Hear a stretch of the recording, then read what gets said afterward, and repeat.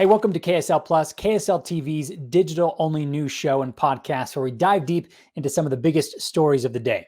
I'm Matt Rascone, and today we're talking about housing.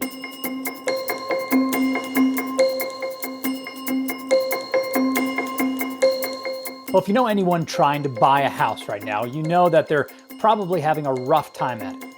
It's a little crazy out here.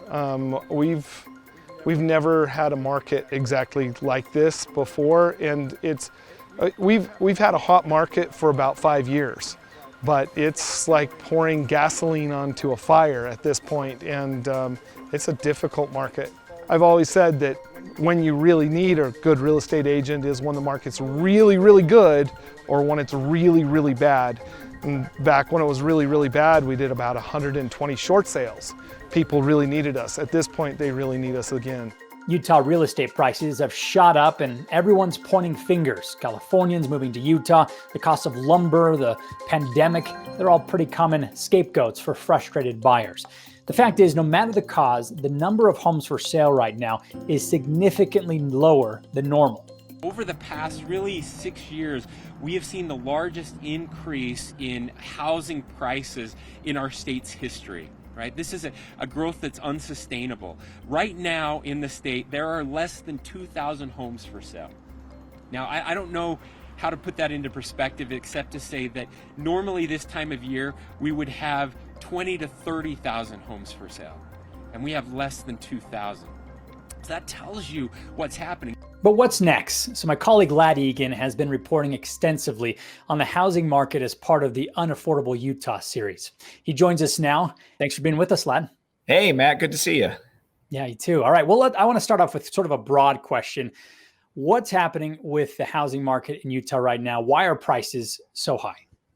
Yeah, Utah, we've got an interesting situation here. When I talk with the experts, a lot of times they go back to the Great Recession and talk about that we lost a lot of home builders at that time and we got a housing shortage, and we still have the housing shortage. So we've never caught up completely. And as we know, Utah is also the fastest growing state in the nation. We've got people moving here. We have a high birth rate anyway. And so we have demand for housing. And they're saying that is what is driving what's going on right now is there are not enough homes and there are buyers entering the market. Another reason people are entering the market, the low interest rates. And so an expert up at the University of Utah called it a buyer's panic, that people just want to get into the market. And there was a barely like a blip of slowdown during the pandemic, and then it just roared right back. Many assumed housing was going to be deeply affected by the pandemic, but that did not happen here in Utah. And so the upward pressure on prices comes as there is just such an intense demand. And that's why you've got the bidding wars. And when anyone goes out to look for a home, there's low inventory. Homes are selling very quickly. In fact, in April, the Utah Board of Realtors says there was a record number of homes sold. But at any given time, if you start looking for a home, there's not a lot of options out there. And so we've heard the stories of 50, 60, 100 bids on a single home because there are so few options for so many buyers. Yeah. 3 homes in my neighborhood actually just sold. It just took a matter of days. I mean, well above, what they were listed for and everything. So, well, it sounds like it's a little bit different, not necessarily comparable to what we saw in 2008. Yeah. Many would say, as they see the price increases, because what's interesting is there's no slowdown even as prices continue to tick up. In fact, I've got the latest report right here. This is from the Board of Realtors. I've been looking it over, and year over year, the median home sales price in Utah is up 27%. That's almost $100,000 more than just a year ago. And so you have prices going up, but yet that's not stopping the demand. And it is because the low interest rates allow people to afford more, and the monthly payment still stays affordable. And so nothing seems to be stopping the frenzy and the intense competition out there. And so many say, is this a similar situation? And the experts tell me no. They say that it is still very difficult to get approved for a loan, and that unlike back in the Great Recession, the housing meltdown, where you had fraudulent loans and loans that have never should have been given. They say the people that are buying homes right now can afford them. But in the same breath, people are very concerned about long-term affordability, whether people who were born and raised here in Utah are going to be able to afford to stay here in Utah. Right. Yeah. So we hear kind of on the one hand that this is a bubble that's about to burst at some point. On the other hand, we hear that maybe this isn't that way, and we should actually be prepared for a sort of new normal. What are you hearing about that?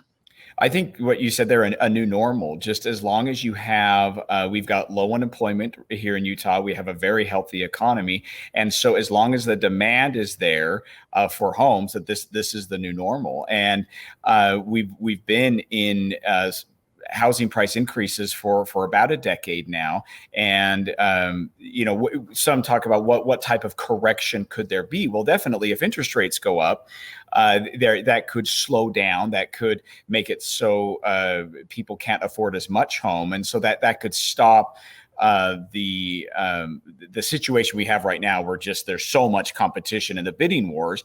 And in terms of how many houses are on the market, a balanced market is what the Board of Realtors likes to see, about a 6-month supply of homes currently out there for sale. That's a good back and forth between buyers and sellers.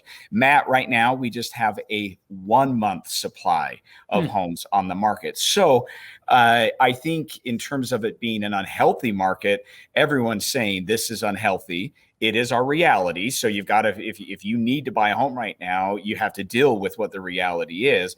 But many would like it to get back to a more healthy situation, a good back and forth, more homes on the market. You talk about the homes in your neighborhood, how quickly they sell. Of course, if you're selling right now, it's great. But the question is, where do you go? And so you have a lack of the move-up buyers entering the market, someone who maybe would sell their home and go get something else. But if you're selling high and buying high, it's not a very good situation. And many fear being trapped in a situation where they sell their home and then they can't secure that other home. And Matt, we should also talk about new housing construction, because we have the skyrocketing lumber prices. And so many, when they can't compete for existing homes, they turn to new construction. But new construction also has its challenges right now, in that prices are also going up, and the price of lumber is increasing the cost of those new homes. Yeah, you've heard of those stories where you have something signed and everything's set to go, and then they hear back later that suddenly the price has gone up, and they're out of it. Yes, and in reporting on this, you have to pay attention to the contract in terms of what is the builder allowed to do, when can they end the contract, but also who absorbs the increasing costs of construction materials. So you got to pay very close attention to that and see who's on the hook for the price increases, because it's so volatile right now that they have seen the price of lumber just skyrocket. The National Association of Home Builders said it's adding on average $27,000 to the cost of a new home because of the increase in lumber. Wow. Okay. Well, maybe for some more practical advice here. So if someone wants to buy a home, especially first-time home buyers here, should they wait? That I think that's the big question, and it's going to depend on what their situation is. But there's no harm in getting out there and trying to see what is available, trying to make sure you've got your financing in order. That's probably the first place to start, because as you're putting in offers for homes, that right now, if you're competing with other people, they want to make sure you're the hassle-free buyer. So get that financing in order. And then as I talk with real estate agents, they say, yeah, it's going to be intense. It's not going to be maybe the first or second offer, but you can figure out a way to be competitive in this market.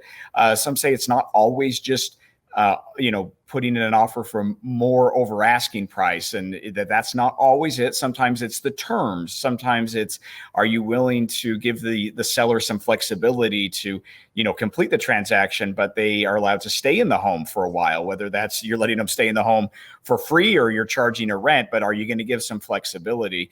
And that's really where it's time to come up with a strategy of what works for you. But yeah, many say don't give up and compete in the market, but just realize that there are a lot of people out there competing.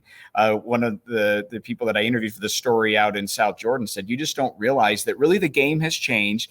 Some of the old ways of going about it really don't apply right now, and that you just have to be creative and competitive with your offers. Right. Yeah. Creative.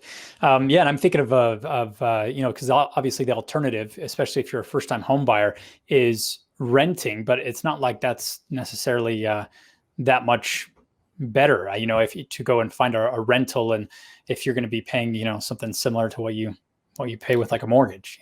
Well, and I was talking to an agent who said, a family he knew was saving money and was being very diligent about saving money over a course of a number of years. But in that same time that they were saving the money, houses were steadily marching upward. And so it's if your goal is to build equity, when do you jump in order to build that equity? And because with price increasing at the rate they are, people do want to secure the home and be able to capture that the price increases, because then you do have the equity. Many have instant equity as soon as they're closing on their homes, with how quickly prices are going up right now. Yeah. You mentioned a couple of things, I think, about, being competitive. Is there anything else that people should know to kind of set themselves apart if they're diving into this market right now? Well, one agent told me that you have to come to play from day one, and that you need access to cash. And so what's going on right now is that as you make an offer, many are making their earnest money non-refundable. And or they're layering in that at a certain point it becomes non-refundable, or more of it becomes non-refundable. And this is to say, you should pick my offer because I'll put this money on the line and it will be non-refundable. And whether you have a tolerance for that or not really depends on how you want to approach this. But many say that it is a good idea to be able to have access to some earnest money. And that's where there's the dilemma of, if you do have an existing home, do you sell it and then have access to that money to make your next transaction? But things are moving so quickly that some are saying, I don't want to sell my existing home until I know for sure that I've secured my next home. Right. Yeah. Yeah. It was interesting. The family that you talked to, whose realtors stepped in with the cash. Wasn't that interesting? Yeah. Yeah. So this was a situation where the agents are planning a venture, and they've got some money in the bank. There's the kitchen. And they had clients that were losing out and weren't able to be first place and get their offers accepted. And so it was a frustrating situation. You really feel for these young families that are trying to get a house. And they said, well, we do have some money in the bank, and if a cash only offer is what is going to win the transaction, they were willing to of course do it all legally, and they had to cancel some agreements in order to make it all work out.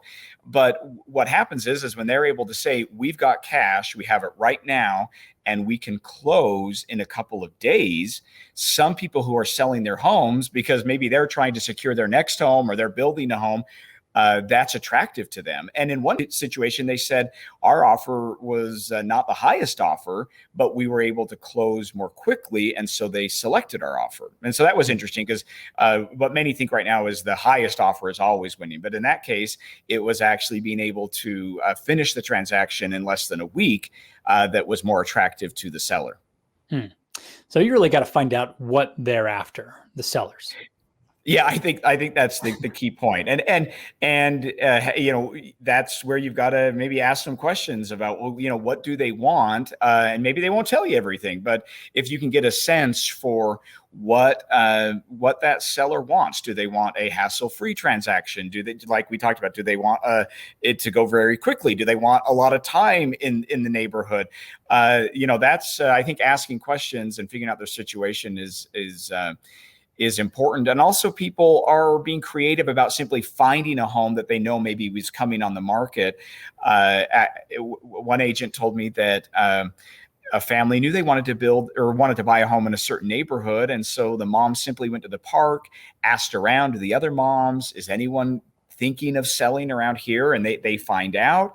And that way they can be basically ahead of the pack and know what's coming onto the market and be ready, and maybe do some research and know what that house might be priced at and be able to put in an attractive offer.